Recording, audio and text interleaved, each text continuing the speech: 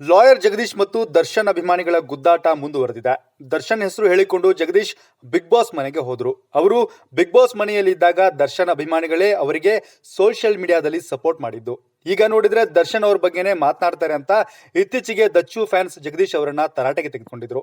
ಸದ್ಯ ಮಧ್ಯಂತರ ಜಾಮೀನಿನ ಮೇಲಿರುವ ದರ್ಶನ್ ಮೇಲೆ ಜಗದೀಶ್ ಮತ್ತೆ ಆರೋಪ ಮಾಡಲು ಆರಂಭಿಸಿದ್ದಾರೆ. ಈ ಬಗ್ಗೆ ವಿಡಿಯೋ ಒಂದನ್ನ ಹರಿಬಿಟ್ಟಿರುವ ಅವರು, ಲಕ್ವಾ ಹೆಸರಿನಲ್ಲಿ ದರ್ಶನ್ ಕೋರ್ಟ್ ದಿಕ್ಕು ತಪ್ಪಿಸಿದ್ನ, ಕೋರ್ಟ್ಗೆ ಸುಳ್ಳು ಹೇಳಿ ಚೆಲ್ಲಾಟ ಆಡುವ ಅವಶ್ಯಕತೆ ಇದೆಯಾ ಅಂತ ಗುಡುಗಿದ್ದಾರೆ. ದರ್ಶನ್ ಅವರ ಲಾಯರ್ ಹೇಳಿದ್ದು ಅವರ L5 ಯಾವುದೋ ಒಂದು ಮೂಳೆಗೆ ಹೆಚ್ಚು ಕಡಿಮೆ ಆಗಿದೆ ಅಂತ, ಅದನ್ನೇನಾದ್ರೂ ಚಿಕಿತ್ಸೆ ಮಾಡದಿದ್ರೆ ತೊಂದರೆ ಆಗುತ್ತೆ ಅಂತ ವಕೀಲರು ಏನಾದ್ರೂ ಕೋರ್ಟ್ಗೆ ಮಿಸ್ಗೈಡ್ ಮಾಡಿದ್ರು ಹೇಗೆ, ಲಕ್ವಾ ಹೊಡಿತಿದೆ ಅಂದಿದ್ರು, ಈಗ ಏನಾಯ್ತು, 15 ದಿನ ಆದ್ರೂ ಲಕ್ವಾ ಹೊಡೆದಿಲ್ಲ ಅಂತ ಜಗದೀಶ್ ಪ್ರಶ್ನಿಸಿದ್ದಾರೆ. ಅಂದ ಹಾಗೆ ಸದಾ ಸುದ್ದಿಯಲ್ಲಿರುವ ಜಗದೀಶ್ ಇದೀಗ ಸಲ್ಮಾನ್ ಖಾನ್ ನಡೆಸಿಕೊಟ್ಟಿರುವ ಹಿಂದಿ ಬಿಗ್ ಬಾಸ್ ಸೀಸನ್ 18ಕ್ಕೆ ವೈಲ್ಡ್ ಕಾರ್ಡ್ ಎಂಟ್ರಿ ಕೊಡ್ತಾರೆ ಎನ್ನುವ ಸುದ್ದಿ ಕೂಡ ಚರ್ಚೆ ಆಗ್ತಾ ಇದೆ. ಒಟ್ನಲ್ಲಿ ಸದಾ ಸುದ್ದಿಯಲ್ಲಿರಬೇಕು ಅಂತ ಡಿಸೈಡ್ ಮಾಡಿಕೊಂಡಿರುವ ಲಾಯರ್ ಜಗದೀಶ್, ದರ್ಶನ್ ಒಂದು ವೇಳೆ ಆರೋಪ ಮುಕ್ತನಾಗಿ ಹೊರಬಂದರೂ ಕೂಡ ಅವರನ್ನ ನೆಮ್ಮದಿಯಾಗಿರಲು ಬಿಡುವ ಲಕ್ಷಣಗಳು ಕಾಣ್ತಾ ಇಲ್ಲ. ಇತ್ತೀಚೆಗೆ ಜಗದೀಶ್ ನಟ ದರ್ಶನ್ ತಮ್ಮ ಅಭಿಮಾನಿಗಳ ಮೂಲಕ ಬೆದರಿಕೆ ಹಾಕ್ತಾ ಇದ್ದಾರೆ ಅಂತ ಪೊಲೀಸ್ ಕಂಪ್ಲೇಂಟ್ ಕೂಡ ಕೊಟ್ಟಿದ್ರು. ಇದನ್ನೆಲ್ಲ ನೋಡಿದ್ರೆ ನಗಬೇಕು ಅಳ್ಬೇಕು ಒಂದು ತಿಳಿತಾ ಇಲ್ಲ. ದರ್ಶನ್ ಕೊಲೆ ಕೇಸ್ನಿಂದ ನಿರಪರಾಧಿ ಅಂತ ಆಗಿ ಆಚೆ ಬಂದು ಬದುಕು ಕಟ್ಟಿಕೊಳ್ಳೋಣ ಅಂತ ಒದ್ದಾಡ್ತಾ ಇರುವಾಗ ಅವರಿಗೆ ಲಾಯರ್ ಜಗದೀಶ್ ಮೇಲೆ ಕೋಪ ತೀರಿಸಿಕೊಳ್ಳಲು ಸಮಯವಾದ್ರೂ ಎಲ್ಲಿರುತ್ತೆ? ಅದು ಅಲ್ಲದೆ ಸದ್ಯಕ್ಕೆ ಅವರಿಗೆ ಸಿಕ್ಕಿರೋದು ಮಧ್ಯಂತರ ಬೇಲ್. ಇಲ್ಲಿ ಸ್ವಲ್ಪ ಎಡವಟ್ಟು ಆದ್ರೂ ಕೂಡ ಅವರಿಗೆ ಈ ಬೇಲ್ ಜೊತೆಗೆ ರೆಗ್ಯುಲರ್ ಬೇಲ್ ಕೂಡ ಸಿಗದೆ ಇರುವ ಪರಿಸ್ಥಿತಿ ಬಂದ್ಬಿಡುತ್ತೆ. ದರ್ಶನ್ ಅಷ್ಟು ದಡ್ಡ ಅಲ್ಲವೇ ಅಲ್ಲ.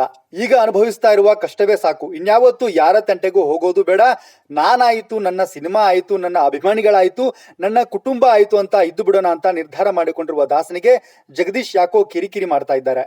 ಜಗದೀಶ್ ಇತ್ತೀಚೆಗೆ ಒಂದು ವಿಡಿಯೋದಲ್ಲಿ ದರ್ಶನ್ ಪತ್ನಿ ವಿಜಯಲಕ್ಷ್ಮಿ ಅವರಿಗೆ ಮೆಸೇಜ್ ಪಾಸ್ ಮಾಡಿದ್ರು. ನೋಡಮ್ಮ ವಿಜಯಲಕ್ಷ್ಮಿ, ಯಾರೋ ಶಿಷ್ಯಂದ್ರಿಗೆ ಹೇಳಿ ವಿಡಿಯೋ ಮಾಡಿಸಿ ಹಾಕಿದ್ದಾನೆ ನಿನ್ನ ಗಂಡ ದರ್ಶನ್.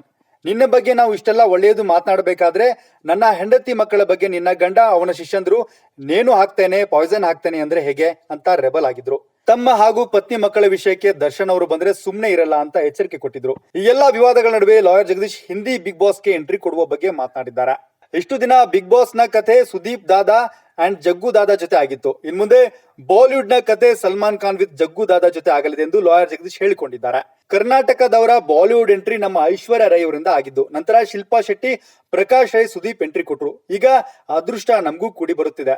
ಇದು 6 ಕೋಟಿ ಕನ್ನಡಿಗರ ಆಶೀರ್ವಾದ. ಬಾಲಿವುಡ್ ನಲ್ಲಿ ಮಿಂಚಲು ನಾನು ಸಜ್ಜಾಗಿರುವೆ ಅಂದಿದ್ದಾರೆ ಜಗದೀಶ್. ಇದು ಎಷ್ಟು ಸತ್ಯ ಅನ್ನೋದು ಶೀಘ್ರವೇ ತಿಳಿಯಲಿದೆ. ಯಾವಾಗಲೂ ಸುದ್ದಿಯಲ್ಲಿರುವ lawyer Jagadish Bigg Boss Kannada season 11 ಹತ್ತಿರ ಬರ್ತಾ ಇದ್ದ ಹಾಗೆ ಹೆಚ್ಚು ಫುಟೇಜ್ ಗಿಟ್ಟಿಸಿಕೊಂಡಿದ್ರು. ದರ್ಶನ್ ನಿರಪರಾಧಿ, ರೇಣುಕಾಸ್ವಾಮಿ ಕೊಲೆ ಹಿಂದೆ ಶಾಸಕ ಮುನಿರತ್ನ ಮತ್ತು ಅವರ ಸಹೋದರಿಯ ಮಗ ದೀಪಕ್ ಕೈವಾಡಿದೆ ಅಂತ ಆರೋಪಿಸಿದ್ರು. ನಾನು ದರ್ಶನ್ ಅನ್ನ ಆಚೆ ಕರ್ಕೊಂಡು ಬರ್ತೀನಿ ಅಂತ ಹೇಳಿದ್ರು. ಆದ್ರೆ ದಿಢೀರ್ ಅಂತ ಬಿಗ್ ಬಾಸ್ ಮನೆಗೆ ಹೋದ್ರು. ಅಲ್ಲೂ ಕೂಡ ರೂಲ್ಸ್ ಬ್ರೇಕ್ ಮಾಡಿ ಆಚೆ ಬಂದ್ರು. ಬಂದ ಮೇಲೆ ಮತ್ತೆ ಆಗಾಗ ದರ್ಶನ್ ಪರ ಮಾತನಾಡಿದ್ರು. ಆದ್ರೆ ದರ್ಶನ್ ಅವರನ್ನ ಏಕವಚನದಲ್ಲಿ ಸಂಬೋಧಿಸಬೇಡಿ ಅಂತ ದಾಸನ ಅಭಿಮಾನಿಗಳು ಜಗದೀಶ್ ವಿರುದ್ಧ ರೊಚ್ಚಿಗೆದ್ದಿದ್ರು. ಇದೇ ವಿಚಾರಕ್ಕೆ ದರ್ಶನ್ ಅಭಿಮಾನಿಗಳು ಮತ್ತು ಜಗದೀಶ್ ನಡುವೆ ಕೋಲ್ಡ್ ವಾರ್ ನಡೀತಾನೆ ಇದೆ. ಇದು ಸದ್ಯ ಕರ್ನಾಟಕದಲ್ಲಿ ಹೆಚ್ಚು ಚರ್ಚೆ ಆಗ್ತಾ ಇರುವ ವಿಚಾರ. ಆದ್ರೆ ಇದೀಗ ಹಿಂದಿ ಬಿಗ್ ಬಾಸ್ಗೆ ಹೋಗ್ತೀನಿ ಅಂತ ಇದ್ದಾರೆ ಜಗದೀಶ್. ಇನ್ನು ಕೆಲ ಕಾಲ ಇದೇ ವಿಷಯ ಸುದ್ದಿ ಆಗಲಿದೆ. Entertainment bureau, Prajamarga news. I think that has to be investigated. ಯಾಕೆಂತಂದ್ರೆ ಆ ದರ್ಶನ್ ಬರೋವರೆಗೂ ಬಿದ್ದಂಥ ಪ್ರತಿಯೊಂದು ಏಟು ಡೆತ್ಗೆ ಹತ್ರ ತೊಗೊಂಡೋಗಿದೆ.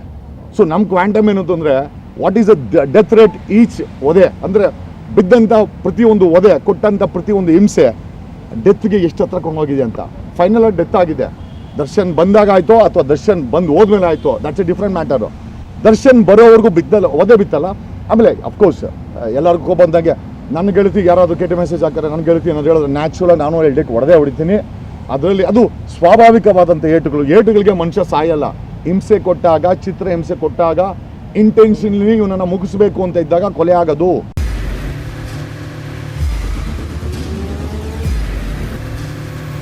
ಪ್ರಜಾಮಾರ್ಗ ನ್ಯೂಸ್, ಇದು ಜನಸಾಮಾನ್ಯರ ಧ್ವನಿ. ನಮಸ್ಕಾರ. ನೀವು ನೋಡ್ತಾ ಇದ್ದೀರಾ ಪ್ರಜಾಮಾರ್ಗ ನ್ಯೂಸ್. ರಾಷ್ಟ್ರದ, ರಾಜ್ಯದ, ರಾಜಕೀಯದ ಬಗ್ಗೆ ಹೆಚ್ಚಿನ ಸಿನಿಮಾ ಅಪ್ಡೇಟ್ಗಳಿಗಾಗಿ ಫಸ್ಟ್ ಲೈಕ್ ಮಾಡಿ, ಸಬ್ಸ್ಕ್ರೈಬ್ ಆಗಿ, ಹಾಗೆ ಫಾಲೋ ಕೂಡ ಮಾಡಬೇಕು.